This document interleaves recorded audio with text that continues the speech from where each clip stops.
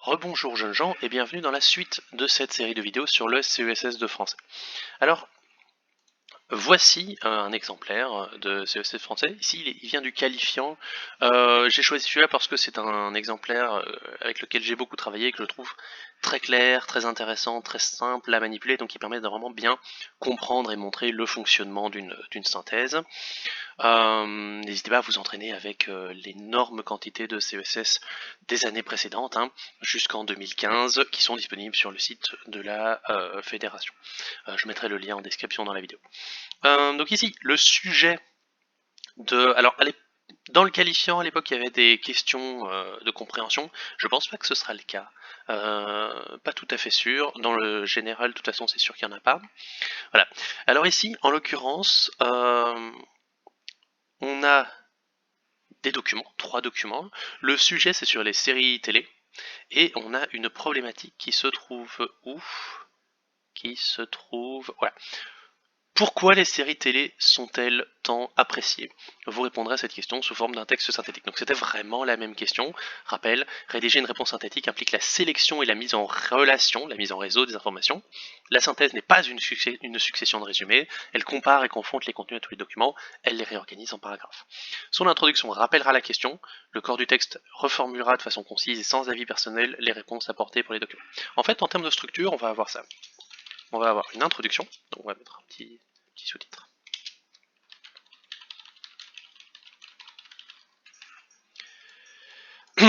On va avoir une introduction. Cette introduction, elle va comporter, alors moi je dirais d'abord une présentation du sujet,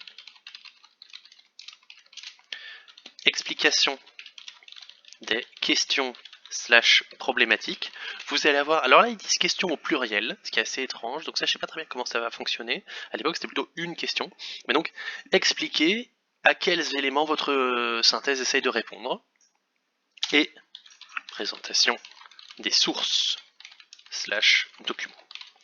Ensuite, vous allez avoir un développement qui va se diviser en paragraphes thématiques. Okay. Et ensuite, vous allez avoir une conclusion qui va rappeler les questions et rappeler les éléments de réponse. Ça, c'est une synthèse. C'est très simple comme structure. Alors, comment on fait une synthèse? Quelles sont les étapes? Alors ça, bon, chacun a un peu sa méthode de travail. Globalement, quand même, on dit qu'il faut d'abord faire une première lecture.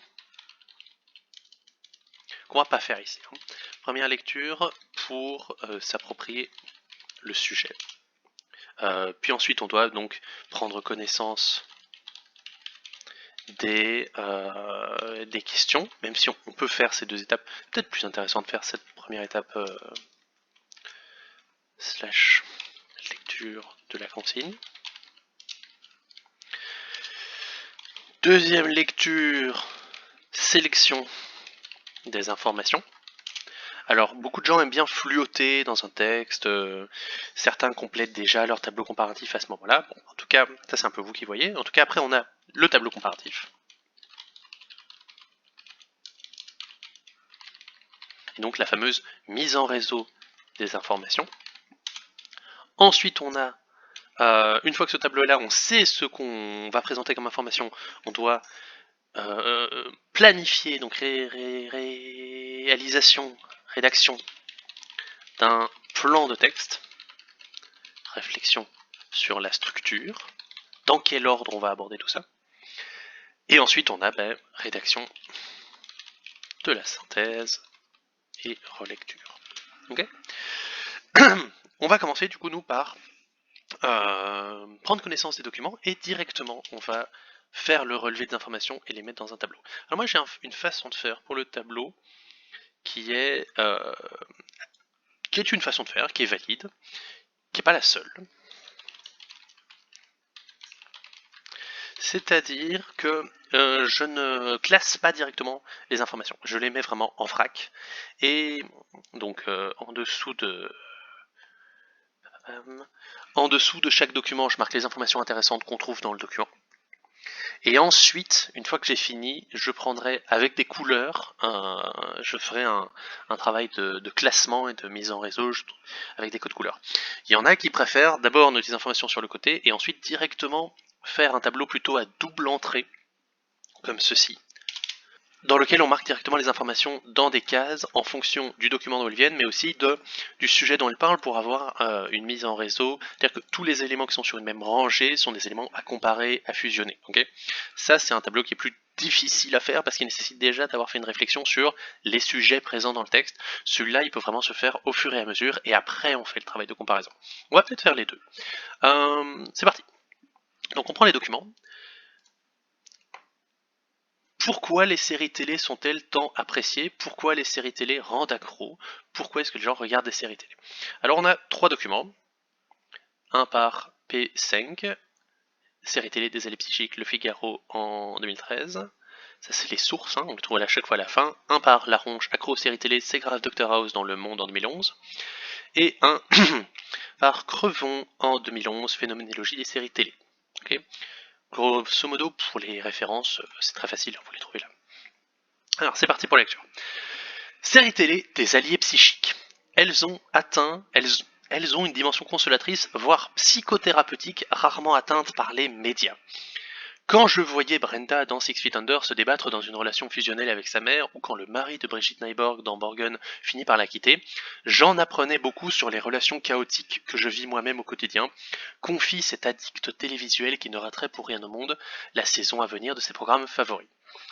On peut s'arrêter à la fin de ce paragraphe-là et se poser la question, est-ce que ce paragraphe répond à la question pourquoi? Alors ça c'est une mise en exergue d'une information, en fait, cette information-là se retrouve plus tard. Est-ce que ici on apprend quelque chose sur la problématique qui est, je le rappelle, pourquoi les séries sont appréciées? Ben oui, on en apprend beaucoup, j'en apprenais beaucoup, dit une fan, sur les relations chaotiques qu'elle vit au quotidien. Donc on peut prendre notre tableau comparatif, donc les séries télé, elles c'est toujours les séries télé, nous apprennent beaucoup sur nous-mêmes. Sur nous-mêmes ou sur notre vie, sur nos relations, sur nos vies. On généralise pour déjà avoir un travail de reformulation. Ok. Les Grecs de l'Antiquité, pour épancher leurs émotions, mieux se connaître ou apprendre à aimer, avaient les tragédies. Nous avons les séries télé. Entendons par là essentiellement ces séries anglo-saxonnes et depuis peu scandinaves, qui donnent lieu aux échanges de millions de fans sur internet, dont les saisons s'arrachent dès leur sortie, et qui incitent même Canal+ à créer une chaîne entièrement consacrée à leur format. Alors là on a plein d'informations qui parlent du succès des séries télé, de à quel point elles sont connues, etc. Mais il y a quand même des éléments qui répondent à pourquoi est-ce qu'on les regarde. On les regarde parce qu'elles nous permettent de faire ce que les Grecs faisaient avec leurs tragédies. Les Grecs avaient les tragédies, nous avons les séries télé. Pour faire quoi? Pour épancher nos émotions, ça veut dire soulager nos émotions, mieux se connaître, apprendre à aimer. C'est parti. Donc, épancher nos émotions, on peut dire soulager nos émotions, évacuer nos émotions,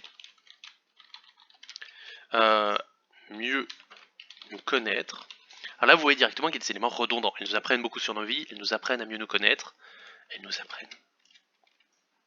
Et apprendre à aimer. À ce stade-ci, c'est pas grave si on n'est pas dans la reformulation, on est dans un travail préparatoire. Breaking Bad, Downton Abbey et avant elle Urgence ou Desperate Housewives comptent-elles de si puissance et fiction post-psychanalytique, comme les appelle le spécialiste des médias François Jost, aurait-elle justement une dimension consolatrice, voire psychothérapeutique, rarement atteinte par les médias jusque-là? Ça c'est une question rhétorique. On pose la question, mais en fait en posant la question, on y répond. Puisque après la réponse c'est aucun doute. Et donc on peut noter ça, elles ont une dimension consolatrice, voire psychothérapeutique. Elles nous consolent et nous soignent. Ok ? Vous voyez vraiment ce travail de sélection des informations. Toutes ces informations-là répondent à la question pourquoi est-ce qu'on aime les séries télé? Elles nous apprennent sur nos vies, elles nous permettent d'évacuer nos émotions, de mieux nous connaître, d'apprendre à aimer, elles nous consolent et nous soignent. C'est tout ce que les séries télé nous apportent en fait. Pour Aurélie Blot, auteur de Héros en série et si c'était nous, aucun doute. Si ces fictions auraient un tel pouvoir addictif, c'est d'abord parce qu'elles nous font du bien, ok. Tout ça est très répétitif. C'est pas grave, le travail de croisement et de réduction, on le fera après, on supprimera les informations redondantes. Cela, bien sûr, reste l'apanage, la spécificité de nombreuses œuvres de fiction, romans, films, qui nous aident à nous évacuer du quotidien, à nourrir notre imaginaire, à entrevoir d'autres manières d'être. La même chose, ces séries nous aident à nous évader du quotidien, nourrir notre imaginaire, entrevoir d'autres manières d'être. Elles nous aident à nous évader du quotidien. Elles nous font entrevoir d'autres manières d'être. Pour le coup, ça c'est vraiment la même chose que ça, j'ai pas très envie de le renoter, on pourrait. Mais de toute façon, on le supprimerait derrière. Mais dans le cas de ces 26 ou 52 minutes à retour régulier, pardon, il y a plus. Une vraie relation psychologique entre le héros et le spectateur, affirme cette spécialiste de la civilisation américaine. Une intimité à la fois entretenue et renouvelée à coups de cliffhanger, découpillage de tabous et proximité psychique sur la longueur. Cliffhanger, c'est donc le fait qu'une série se termine avec littéralement un personnage suspendu à une falaise, avec un gros suspense. Un suspense intense qui trouvera sa résolution dans l'épisode suivant et donc il donne envie de voir la suite. Donc ici on a une vraie relation psychologique entre le héros et le spectateur qui crée une intimité.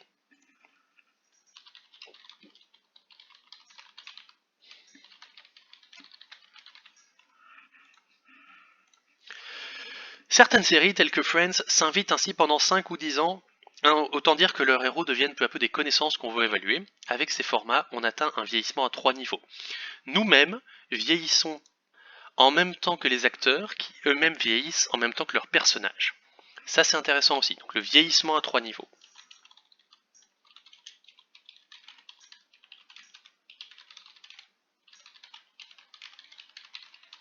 On vieillit en même temps que l'acteur qui vieillit en même temps que le personnage.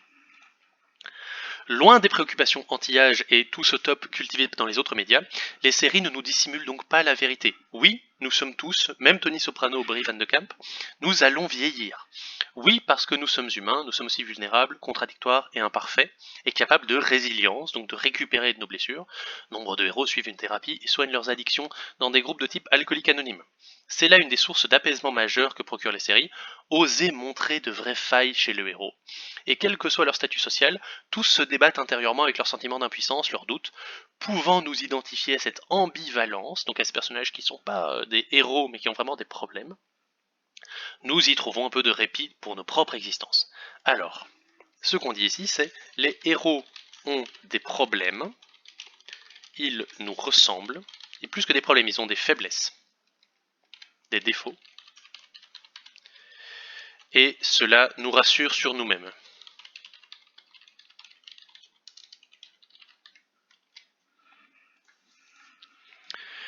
Mark Van Vugt, professeur de psychologie sociale à l'université d'Amsterdam, décrit sur son blog comment la série Borgen vient ainsi toucher la plupart des femmes dans leurs enjeux quotidiens. Brigitte Nyborg, chef du gouvernement danois, veut à la fois être une brillante politicienne et une mère modèle, écrit-il, mais découvre rapidement que les deux sont incompatibles. Même quand elle promet à sa famille de décrocher du travail le temps d'un week-end, elle ne lâche pas son Blackberry et appelle sans cesse son équipe. Quand elle anime des réunions ministérielle, elle reste hantée par l'image de sa fille ado en pleine dépression et sa culpabilité de ne pas être auprès d'elle.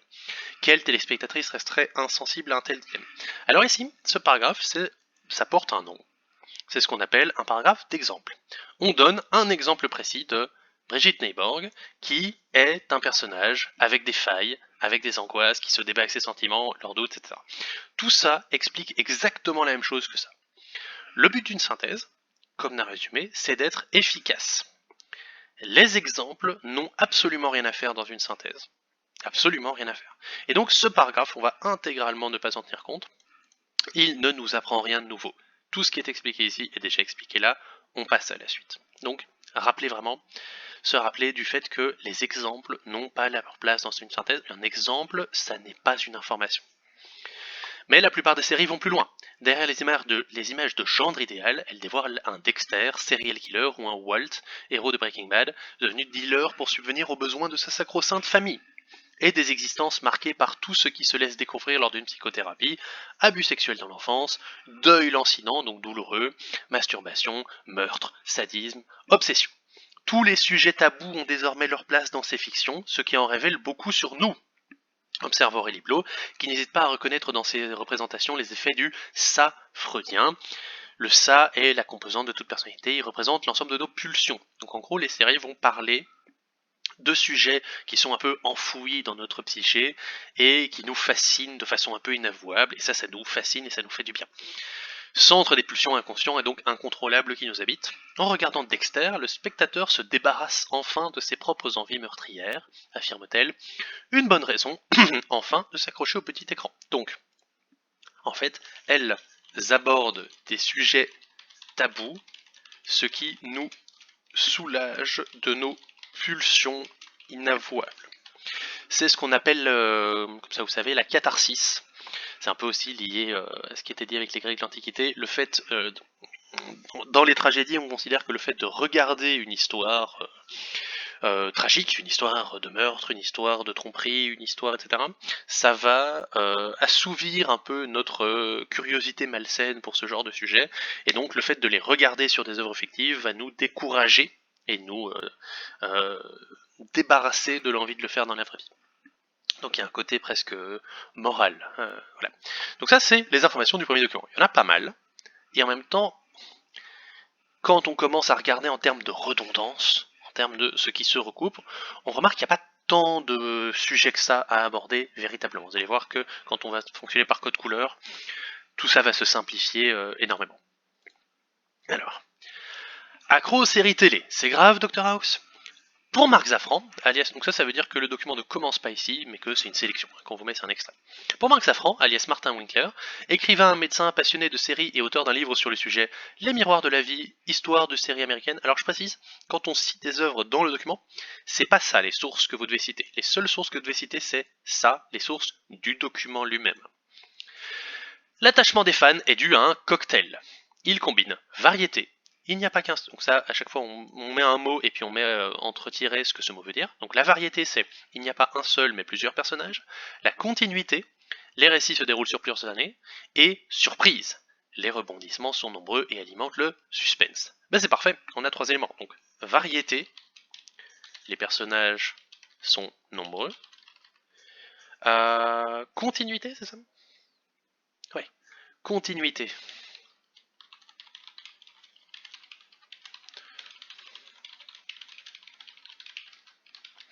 Et suspense, les rebondissements sont nombreux.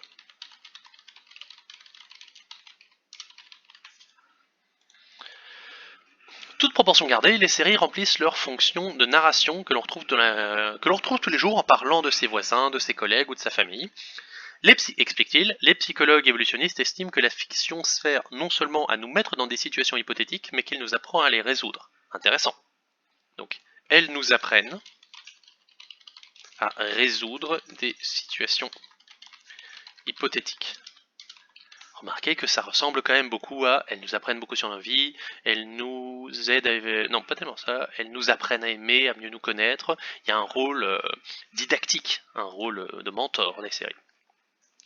Comme une sorte d'imitation de la vie, Baptiste, 18 ans, se reconnaît dans certaines scènes de ses 2 séries préférées, How I Met Your Mother et The Big Bang Theory, ce qui, avoue-t-il, le fait réfléchir. Ça, même chose, c'est un exemple qui explique exactement la même chose que ça. On apprend des choses en regardant des séries. Johan, 32 ans, fan de Friends, regrette des années plus tard que la série ait pris fin. Avec ma sœur, nous passions des heures à la regarder, à reproduire des dialogues et des mimiques, se souvient-elle. Ah oui, c'est une femme. J'ai connu la colocation à l'étranger, les mêmes ennuis et galères que certains héros de Friends, certes moins glamour que la série. Au bout du compte, ça m'a permis de passer 2 ans de cohabitation sans vivre un cauchemar permanent. La jeune femme avoue éprouver un attachement certain pour les acteurs. Alors, ce que ça explique ici, c'est vraiment un exemple de tout ce qui a été dit là. On apprend des choses en regardant les séries, ça nous permet de vivre les mêmes situations en ayant un peu plus d'expérience. On pourrait peut-être ajouter ça, un attachement certain pour les acteurs. Attachement, on s'attache aux acteurs. Ce qui, à nouveau, ressemble quand même beaucoup à ça. À la différence d'un film au cinéma, l'imagination du spectateur se porte non seulement sur ce qui s'est passé, mais aussi sur ce qui va se passer. Remarque Marc Zaffran. On imagine la suite, comment vont évoluer les personnages, comment ils vont faire face à tel événement. Les séries sont des histoires ouvertes, elles doivent ménager en permanence des rebondissements. Ce dispositif narratif conduit le spectateur à être actif dans la réception. Il y a plusieurs trames narratives qui se tissent les unes aux autres, cela rend les personnages complexes. Alors, plein de choses ici. D'abord, on est actif dans la réception. On imagine la suite. Ce sont des histoires ouvertes. Et puis ensuite, on a un deuxième point. Il y a plusieurs trames narratives qui se tissent les unes aux autres. Cela rend les personnages complexes et non stéréotypés, souligne Thibaut de Saint-Maurice, professeur de philosophie en lycée et auteur de philosophie en série. Non stéréotypés, c'est-à-dire qu'ils ne sont pas clichés, ils ressemblent vraiment à des humains. Et ça ressemble à ça. Les héros ont des problèmes, ils nous ressemblent, ça nous rassure sur nous-mêmes. Donc, personnage non stéréotypé. Personnage réaliste, personnage complexe.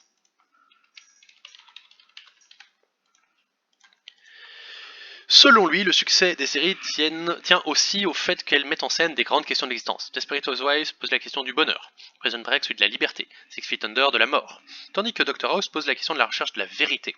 Ce qui me fascine, confie Jean-Michel, 66 ans, c'est notamment le reflet de la société et de ses violences, et l'humanité extrême des personnages comme Brenda Lee Johnson, l'héroïne de The Closer, qui offre une formidable réflexion sur les femmes victimes, Nancy Botwin, héroïne de Weeds, sur le trafic d'êtres humains à la frontière mexicaine. Les séries sont une mine remarquable de sujets philo très contemporains. Donc, elles abordent... Comment c'est formulé ? Oui, les grandes questions d'existence. Donc, elles abordent des sujets existentiels. Elles abordent des sujets contemporains. Là, vous voyez, on a des similitudes avec ça. Renforcés par le temps, le lien se crée avec les personnages. Ils vieillissent en même temps que nous, la durée de leur série leur permet de prendre l'épaisseur de la complexité. Les personnages font partie de notre famille, on les connaît par cœur, explique Elvire, 28 ans. Intéressant, on a déjà vu cette information en fait, mais les personnages vieillissent avec nous et prennent de la complexité. Tous les domaines sont traités, l'humour, thriller, drame, fantastique, explique Pendle. Une série, c'est tellement plus qu'un film, les personnages ont plus de profondeur, on peut développer une véritable relation factice avec eux, si ce lien se crée entre eux et vous, vous êtes foutus. Donc, les personnages font partie de notre famille, et on a aussi, tous les sujets sont traités, tous les genres sont traités, tous les domaines sont traités. On va pas mettre les exemples. Ça revient un peu sur la variété de personnages, mais aussi variété de domaines, de sujets. Ok. Alors, on a pas mal d'informations aussi, mais vous voyez qu'en fait, les liens avec les informations du document précédent sont hyper clairs directement. Faites ce travail-là quand vous relevez les informations du document 2, pensez déjà à ce que vous avez relevé dans le document 1, commencez déjà à faire la mise en réseau, même si on va la faire vraiment de façon formelle une fois que le document 3 sera fait. Ok, j'espère que jusqu'ici, la méthode de travail est claire, et que vous voyez à chaque fois pourquoi on sélectionne une information. C'est toujours sur base de cette question, pourquoi les gens regardent des séries télé, pourquoi est-ce qu'on apprécie, pourquoi est-ce qu'elles nous rendent accros ? Parce que on développe des relations avec les personnages, parce qu'elles nous apprennent des choses sur nous-mêmes, il y a plein d'éléments. Les éléments qu'on ne sélectionne pas, c'est des éléments qui ne répondent pas à cette question-là. Ok, phénoménologie des séries télé.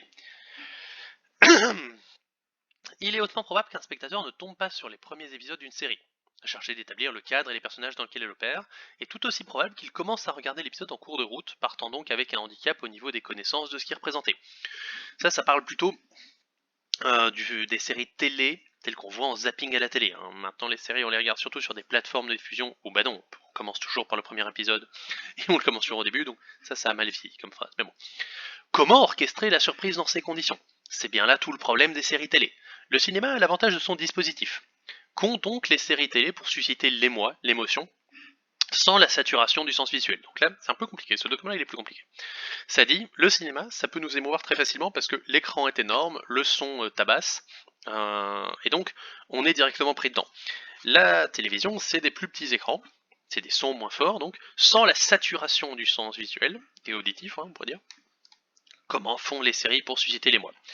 Nous avons déjà parlé de la captation auditive à travers les dialogues, donc le fait qu'il y a beaucoup de dialogues, ok, mais cela n'est pas suffisant pour accrocher un spectateur, au moins la durée d'un épisode. Ce paragraphe-ci, il fait un truc. En fait, il pose une question. il souligne les faiblesses des séries télé, les handicaps qu'elles ont pour être en compétition avec d'autres genres, et il pose la question en fait, comment ça se fait que les séries télé arrivent à nous accrocher malgré ces difficultés? Comme il pose la question, en fait, il n'apporte pas d'éléments de réponse, et donc on va l'ignorer. Une explication déjà, résiderait au niveau dramaturgique. La plupart des séries télé sont construites de façon très codée. Un épisode diffusé à la télévision américaine dure généralement 1 heure, 42 minutes pour l'épisode lui-même, et le reste du temps réparti dans les coupures publicitaires au nombre de 4 par épisode, ce qui est scandaleux. Soit une toutes les 10 minutes environ.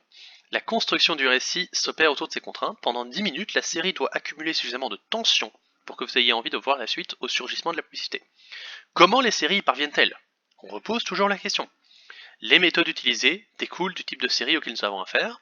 Les séries, donc là on donne 2 types de séries, et ce qu'on nous dit c'est en fait, les méthodes utilisées dépendent du type de série. Pour le moment, on n'a toujours aucune information sur comment font les séries pour. C'est une longue introduction qui pose la question. La série redondante ou formule à chaud, la série se base sur la formule suivie scrupuleusement et qui se répète à chaque épisode. L'intrigue dure généralement le temps d'un épisode. Les séries policières, Dr House, où chaque coupure marque une avancée, une fausse piste, un rebondissement. Les séries à suivre, type feuilleton, l'intrigue se déroule sur une voire plusieurs saisons et chaque épisode raconte une partie dans l'ordre chronologique. Ça n'est toujours pas un élément de réponse, mais on est forcé de le marquer dans le tableau parce que le spectateur est plongé dans un mystère dont les clés, égrenées par l'intrigue au rythme de l'épisode, provoqueront, si le script est bien huilé, la surprise énoncée plus haut. Il sera donc dans l'attente de la prochaine scène qui saura satisfaire sa curiosité, qui arrivera ponctuellement, ce qui arrive ponctuellement si la structure de l'épisode respecte le découpage imposé par les chaînes de télévision. Donc ici, ce qu'on nous dit, c'est pour les formules à chaud, les épisodes uniques, ce qui marche bien, c'est le mystère structuré, le mystère qui structure l'épisode, la surprise, le suspense. Okay. Suspense qu'on peut écrire avec ou sans E, ça dépend si on a l'orthographe britannique ou pas. Dans le second cas, donc dans le cas des feuilletons, l'intégration de l'attention du spectateur dans l'intrigue sera moins aisée, c'est d'ailleurs pour cela que les séries les plus regardées sont rarement des feuilletons. Le point d'ancrage se fera davantage sur le ton de la série, même si ce ton peut être visuellement marqué comme The X-Files, il passe avant tout par ces personnages qui, revenant toutes les semaines, portent en eux une histoire et une personnalité suffisamment riche pour imbiber l'épisode de leurs pensées et de leurs actions, révélées par l'écriture des dialogues et le jeu des acteurs. Pour que cela fonctionne, les scénaristes ne prennent pas de risques et multiplient les personnages, de façon à ce que les caractères et les intrigues soient suffisamment variés pour qu'un maximum de spectateurs y trouvent de l'intérêt. Si les spectateurs apprécient l'un des personnages, il aura tendance à vouloir connaître son destin et le suivra jusqu'à la fin de l'épisode. Donc, on multiplie les personnages pour attirer un maximum de spectateurs. Variété, hein, et aussi les liens avec les personnages. Est-ce qu'on dit autre chose? Les personnages portent l'intrigue.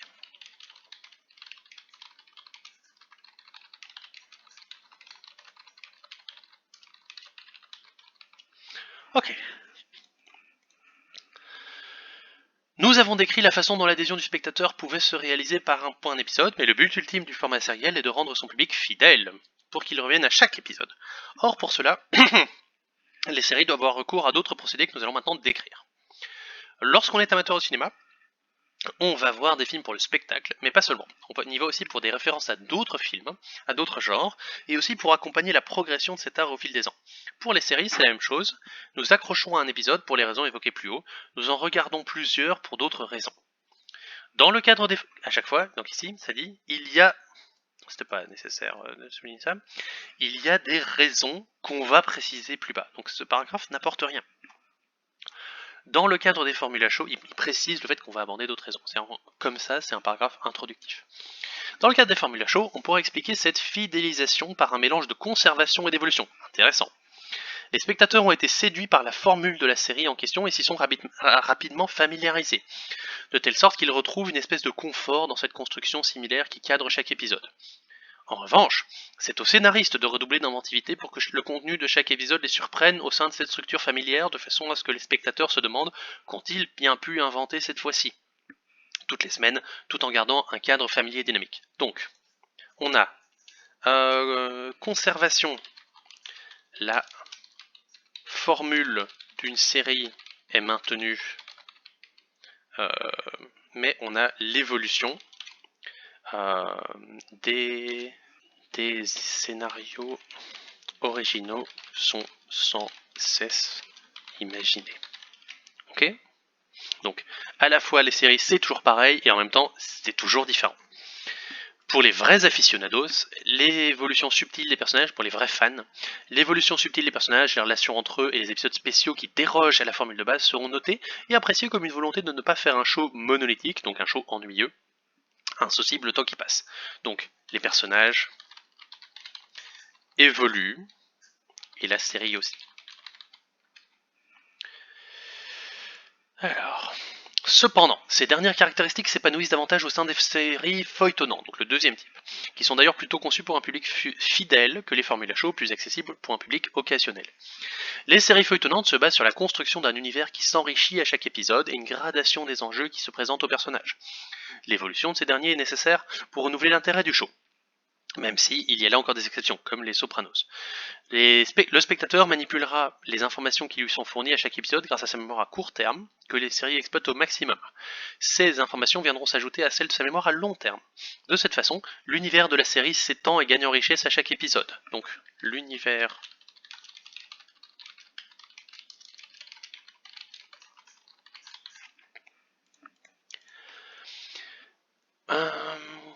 du fait de la place grandissante que cet épisode occupera dans notre mémoire, la série finira par faire partie de nous, ainsi que l'explique Jean-Pierre Eskenazi. La régularité de la série, le retour des mêmes personnages procure une grande familiarité avec l'univers fictionnel. L'on devient certain d'y retrouver à la même place décors, objets, personnes, tout comme ceux qui nous sont le plus chers.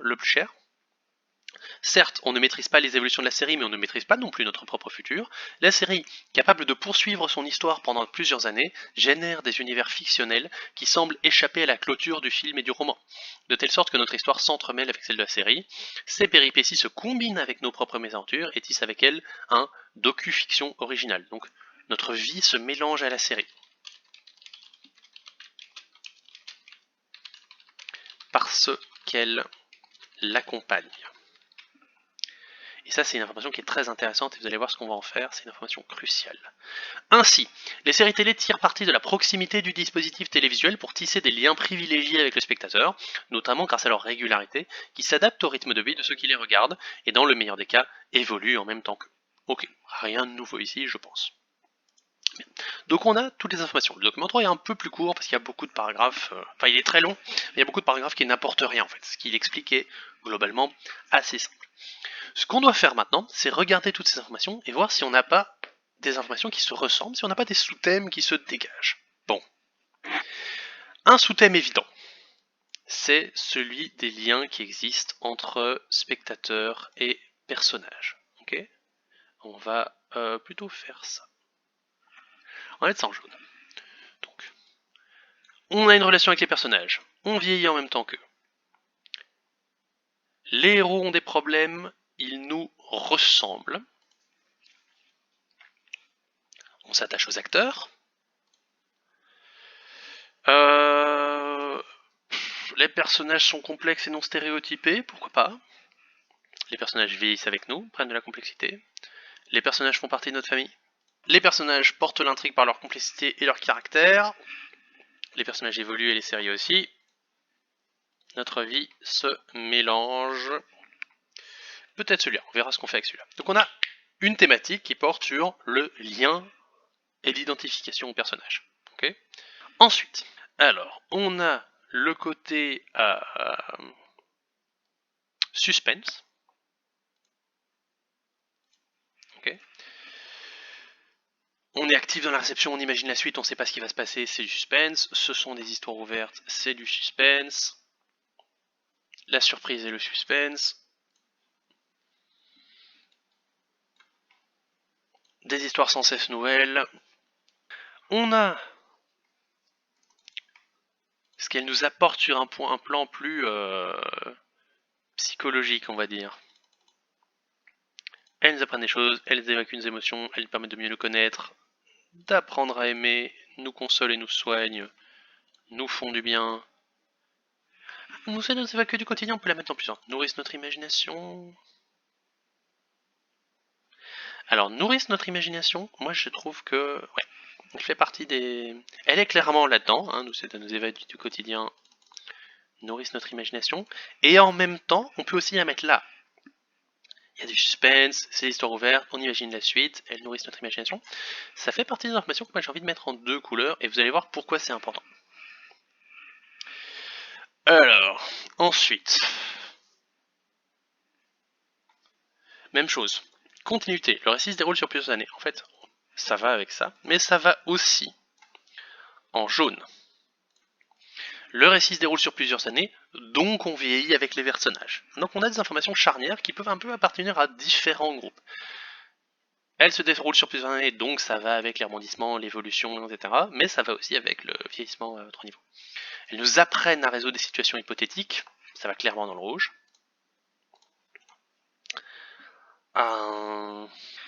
Ensuite, on a ça, les sujets abordés par les séries. Elles abordent des sujets, tous les domaines sont traités, même chose. Elles abordent des sujets tabous, même chose. Et en fait, si on regarde, les héros ont des défauts, ils nous ressemblent, ça nous rassure sur nous-mêmes. Ça parlait aussi un peu des sujets tabous. Et donc ici, on est à la fois sur le lien avec les spectateurs et les héros, mais aussi sur le fait que les séries peuvent parler de sujets dont on parle pas trop dans d'autres médias. Si on fonctionne avec cette répartition-là, qui est loin d'être la seule façon de fonctionner, on aura 4 paragraphes dans le développement, un pour chacun de ces machins-là. Pourquoi est-ce que je me suis attaché à donner 2 couleurs à certaines informations? Mais parce qu'en fait, lorsqu'on va faire notre bloc, donc là on a fait notre tableau. Alors, on peut reprendre toutes ces informations-là et du coup les classer correctement. On va peut-être le faire pour que vous puissiez voir l'autre façon de faire un tableau comparatif.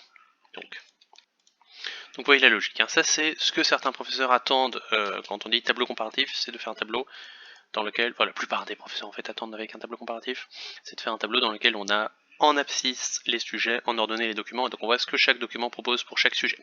C'est pas mal de faire ça. Moi j'aime bien cette structure-là, je trouve qu'elle est claire. Donc oui, j'étais en train d'expliquer pourquoi plusieurs couleurs pour une seule information. Pardon, j'ai pas été jusqu'au bout de cette idée-là. Parce que vous allez devoir faire un paragraphe par groupe.